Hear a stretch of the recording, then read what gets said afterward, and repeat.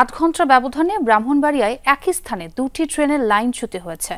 এতে প্রায় 12 ঘন্টা বন্ধ ছিল ঢাকার সাথে চট্টগ্রাম ও সিলেটের ট্রেন চলাচল। এদিকে ফরিদপুরের ভাঙ্গায় ভুল সিগন্যালের কারণে শুক্রবার রাতে লাইনচ্যুত ট্রেন এখনও উদ্ধার হয়নি।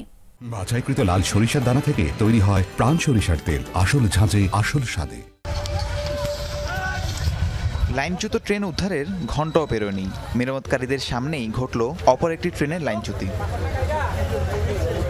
ঢাকা থেকে চট্টগ্রামের উদ্দেশ্যে যাচ্ছিল কক্সবাজার এক্সপ্রেস। ব্রাহ্মণবাড়িয়ার পৈরতলায় আউটার স্টেশন এলাকা পৌঁছালে বগি লাইনচ্যুত হয়। একই স্থানে শুক্রবার রাত 9টায় লাইনচ্যুত হয় মালবাহী ট্রেন। পার্শ্ববর্তী চট্টগ্রামগামী লাইনে বগি উল্টে পড়ে রাত থেকেই বন্ধ ছিল ঢাকা চট্টগ্রাম ও ঢাকা সিলেট রুটে রেল চলাচল।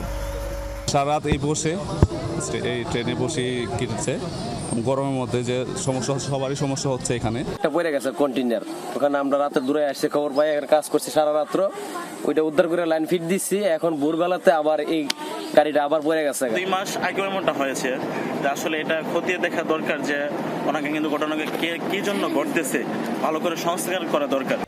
সকাল 10:30টার দিকে দ্বিতীয় দফায় লাইনচ্যুত ট্রেনটি উদ্ধার করে নেওয়া হয় ব্রাহ্মণবাড়িয়া জংশনে। ফলে রেল চলাচল স্বাভাবিক হয় আবারও। সরকারি চাকরিজীবী আর কোনো টেনশন নাই তো, বেতন ভাতা যখন ঘটনা ঘটে তখন এটা বদলে তাই, ক্লিপ বদলে তাই, ওই কোন হান্দা ফাটছে কোন হান্দা কি করছে। যদি প্রথম থেকে দেশের প্রতি মায়া থাকতো, জনগণের প্রতি মায়া থাকতো, দায়িত্বের প্রতি মায়া থাকতো, কাজের প্রতি মায়া থাকতো, তাহলে আয়েসেরা আগেই দেখলে কোন হান্দা ক্লিপ নাই, কোন হান্দা ভাঙে গেছে। ট্রেন স্বাভাবিকভাবে চলাচল করতেছে, ট্রেন বিপর্যয় হয়েছে, শিডিউল বিপর্যয় হয়ে আছে, যা সময় লাগবে কিছু কাটে উঠতে। এদিকে ফরিদপুরের ভাঙ্গায় পয়েন্টম্যানের ভুল সিগন্যালের কারণে লাইনচ্যুত হয়েছে খুলনাগামী জাহানাবাদ এক্সপ্রেসের দুটি বগি।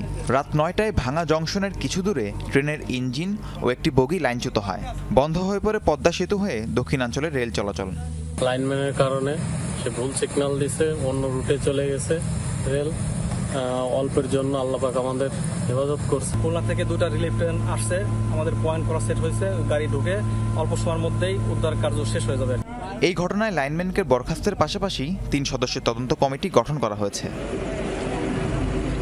রাহিম সারোয়ার, যমুনা নিউজ।